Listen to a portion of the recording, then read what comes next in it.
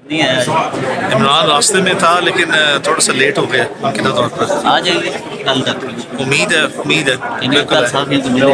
ہاں نہیں صحافیوں کو تو اب مسلسل مل رہا ہے پچھلے 1-1.5 مہینے سے. اسلام آباد اسلام آباد والے صحافیوں کو سے بھی بہت زیادہ ملاقات ہوئی ہے اور جب اب دوبارہ یہاں پہ آ رہا ہے تو انشاءاللہ سب سے ملاقات کرے گا. تو آج کے حوالے سے ہیومن رائٹس حوالے سے کیا پیغام ہے؟ دیکھیں آج ہیومن رائٹس ڈے ہے. میرا پیغام یہی تھا کہ جو پرائیویٹ لوگ ہیومن رائٹس کی وائلیشن کرتے ہیں اس پہ تو ریاستی طور پر بہت زیادہ جو ہے وہ اقدامات مؤثر طریقے سے کیے جاتے ہیں، لیکن جو حکومت وقت جو ہے جب یہ ہی اپنے شہریوں پر ہیومن رائٹس کی وائلیشن کرے، ڈیو پروسیس آف لا کی وائلیشن کرے، تو ان کو اس طریقے سے یہ ڈیو پروسیس آف لا کی وائلیشن ریاستوں کو یا حکومت وقت کو جو ہے نا گورنمنٹ کو وہ اچھی نہیں لگتی.